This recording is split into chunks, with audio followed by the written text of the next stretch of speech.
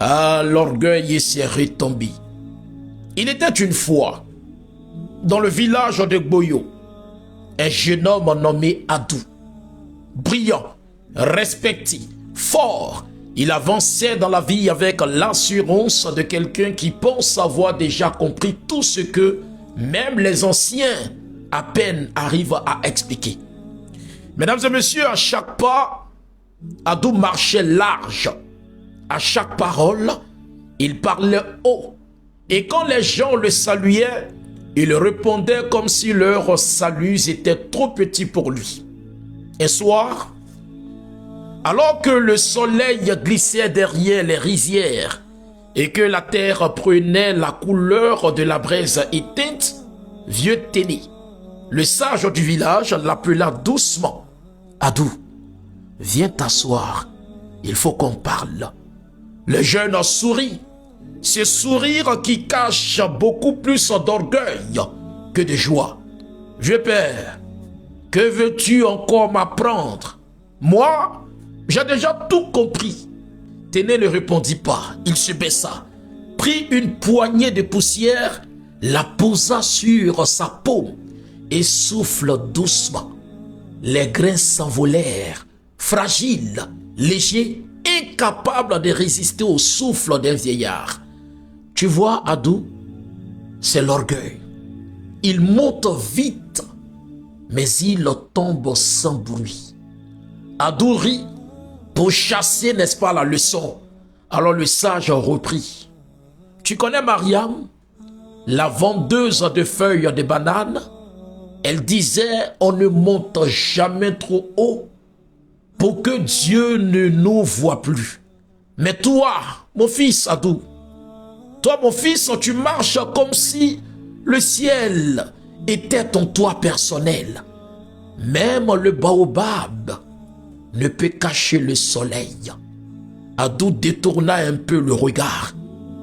Téné se leva lentement et lui dit, suis-moi. Ils marchèrent jusqu'au cimetière. Devant quelques tombes, Téné s'arrêtait. Ici repose le chef Koné. Un homme si fier que même la pluie nous est tombée sur son toit. Mais regarde, la terre l'a rendu égal à tous. Un peu plus loin, il murmura, ici dort le riche Bamba. Il pouvait acheter la terre, maison, moto, mais aujourd'hui, un seul mètre de terre suffit à le contenir. Quelque chose se fissura enfin dans le cœur d'Adou. Le vieux posa sa main, forte et tendre, sur son épaule. Mon fils, l'orgueil fait grandir la bouche, mais rétrécit le cœur. Il fait monter l'homme, mais seulement pour le laisser tomber plus fort. Il donne l'altitude, mais jamais de hauteur. N'oublie jamais ceci. L'homme humble passe partout, mais l'homme orgueilleux ne passe même pas dans sa propre porte. Marche doucement. Adou, ce n'est pas la taille du corps qui grandit l'homme, mais la soumission de son cœur devant Dieu.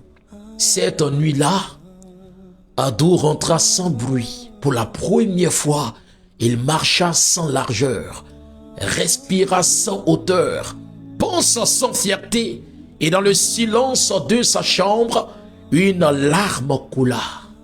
Une seule, mais elle contenait l'effondrement d'une montagne. Ainsi va l'homme, mesdames et messieurs. Il se croit grand quand il s'élève, mais il ne devient vraiment grand que lorsqu'il s'abaisse. Marchons avec douceur, parlons avec humilité, vivons avec conscience, car l'orgueil vide l'âme, mais l'humilité la ramène vers Dieu. Et nous qui écoutons cette histoire, retenons ceci. Chaque fois que nous refusons un conseil juste, c'est notre orgueil